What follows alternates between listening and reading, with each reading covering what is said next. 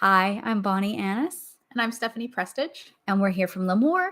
And today we are going to.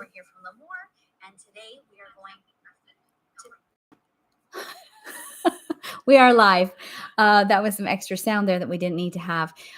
Today we're going to talk about skincare for men. And we have a few questions that we're endeavoring to answer today. First of which is, and we're going to ask our senior educator, Stephanie Prestidge, is there a difference in terms of educating men versus women for healthy skin? Yes and no. Okay, good. I want to put it both ways because I feel everybody should be educated, not what's happened in the past, which you would lean towards more to women, is to smell everything and feel consistency and see how beautiful the packaging is. I don't put packaging aside, I don't.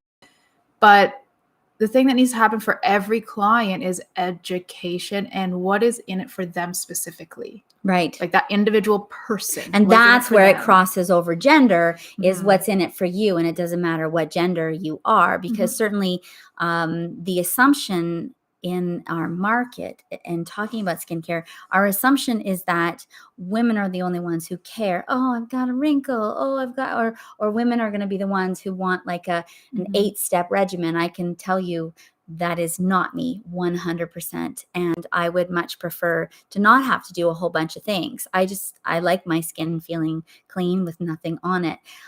So what, if we were going to be specific about educating men, what are some of the things we might do to give them the knowledge they need to make good choices? We need to look at lifestyle. We need to look at every client's lifestyle. What do they do on a daily basis? And when we give proper education, it should fit into their lifestyle. You could think of the example of how many people with New Year's resolutions get a gym membership, last 2 weeks, and then we're done. Because when we try to completely change everything on a person, it's too much. Right. And those products end up going into a cupboard that never come out again. And then you're left with a little bit of shame, and then you're left with the feeling like, well, I can't do skincare because it's too much work. Yep. So it has to fit. Now, can we make any generalizations about what men are looking for in terms of a skincare regimen or routine? Yes. A big part of many men's lives, or anybody who grows facial hair, is removal of facial hair.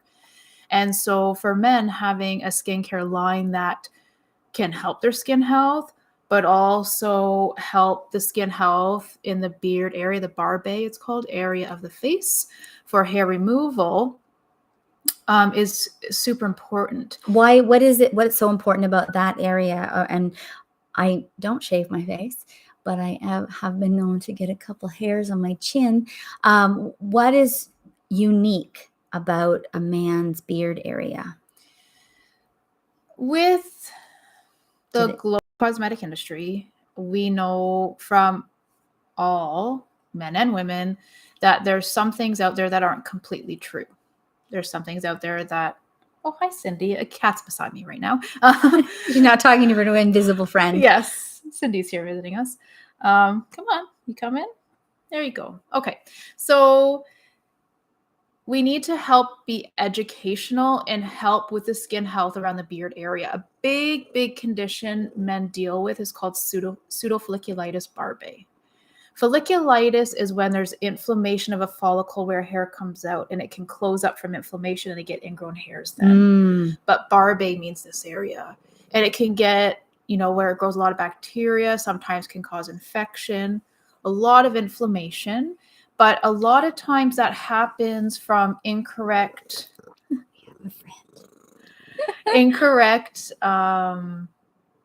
techniques of hair removal. Okay.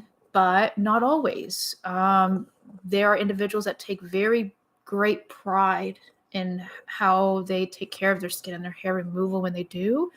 But for any person with naturally very curly hair, and the more coarse textured the hair is as well, it gets very trapped. And they can get a full face full of ingrowns the whole area, and it's very painful. Sounds like it. Very uncomfortable. So what would you offer? What would you offer to a man with that folliculitis or pseudofolliculitis? What would you offer specifically to them to help them get some comfort and reduce some inflammation? We need to go back to rewilding the skin. We need to go back to that with S and starting with the rewilding and using the sensitive range. You got to be gentle. There's inflammation, it hurts. So by using a lot of products with, let's say, a lot of ingredients that focus specifically on acne, it might dry it out too much that it gets very irritated and very more inflamed. Because not even if you've got ingrown hairs that look like pustules, you don't want to focus on oil removal necessarily. No, you gotta help the microbiome. You gotta help build up that barrier strength of that skin. So going into S, like if they want to cleanse, the sensitive cleanser, the sensitive toner with that pre and postbiotic. You also want to look at what a person is shaving with. A lot of the stuff in the drugstores for shaving items are full of denatured alcohol. That's very drying to the skin, full of fragrance. So that right there alone is a known irritant for skin. And then you're supposed to put a razor in there and shave with that as well. So it's just the layer of intensity of inflammation just keeps growing. I would think it'd be an opportunity to grow a beard. If that would be my situation, I would grow a beard. Yep. So we're talking about gentle cleansing as opposed to an oil-free cleanser. You want to use good, healthy oils. And then what about after shaving? What would you do to continue to reduce that inflammation? Absolutely. I would go right away to Protect Oil with S. It has an amazing ingredient in it called Shmenia. Say that again. I know you like that one. It took me a while to learn that pronunciation. I'm very proud of myself. Shmenia oil, but it's a plant from South Africa, the Africa continent, and it actually gives you UV protection, one. It also gives you nourishment and protection from pollution, everything in the air.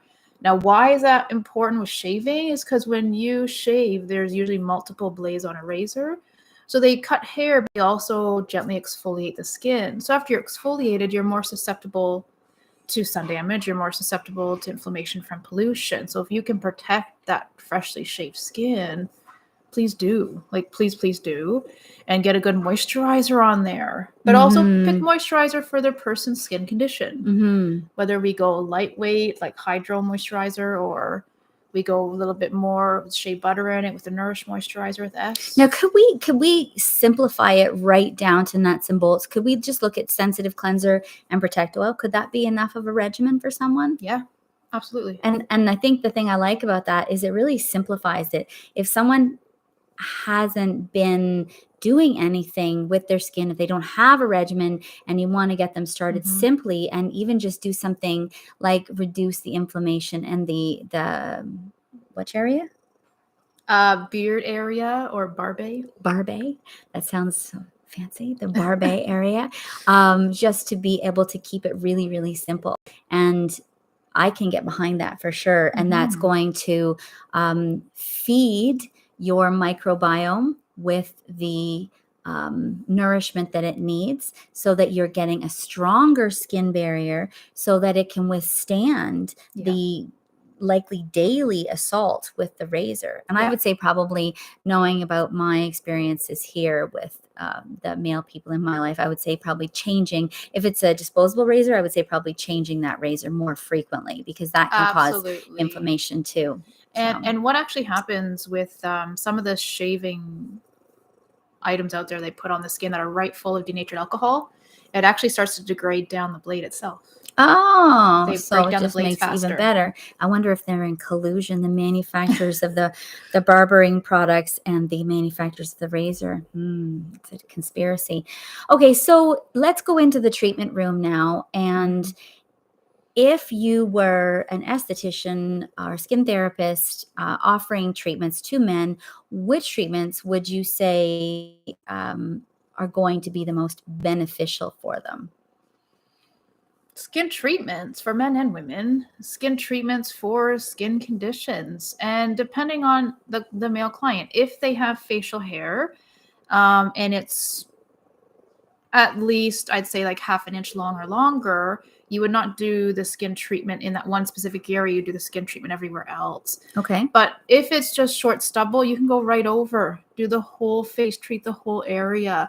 And you just need to practice your techniques. If you have never worked with facial hair, you practice all of your techniques where you always wipe down, don't ever pile stuff up into the hair. And I suppose that's healthier for the skin therapist's hands as well, because I imagine that if you were continually moving upward, you'd get some irritation on your fingers, or of course you might be wearing gloves as well, because that's certainly acceptable to do.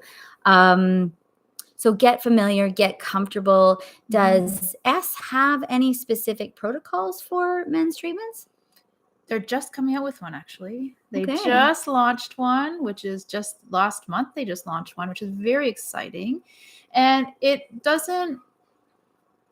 still the S experience treatment, just slightly shortened. So instead of a full hour, it's 45 minutes. Okay, that could be kind of convenient too. Not to say that men are busier than women, Yep. But maybe if you have a newcomer to skincare, it may be something that they want to just ease into. Yeah. And what about recommending things to use at home, recommending home care? Are you going to communicate differently with clients of either gender? You shouldn't, but you should be sticking to the education. You should be sticking to the facts. A client comes in and tells you this is their concern, you address that concern. Right. Don't address your own personal concerns. You need to stay to the client's concerns. The days of having people smell product and feel product and the fluffy part are done. People want help and want results. So stick to the facts and stick to their concern in treating that. And I think that's probably why having a science-based product line like S Probiotic Skincare is very helpful too, because the education's there to help the skin therapist explain the science behind repairing the skin barrier and the skin's microbiome, so that you can easily explain to your client why you're recommending something for home use, or why you're doing that treatment and why you're recommending it for home use. Yes. So I think it's funny having this discussion, because on the one hand, it's like, well, of course they're completely different. And then on the other hand, it's no, but they're exactly the same. You always treat your individual client. There is only one treatment for that client, and that's the one that their skin needs, regardless of gender, although they will be dealing with different skin conditions at some point. Yep. So lots to talk about.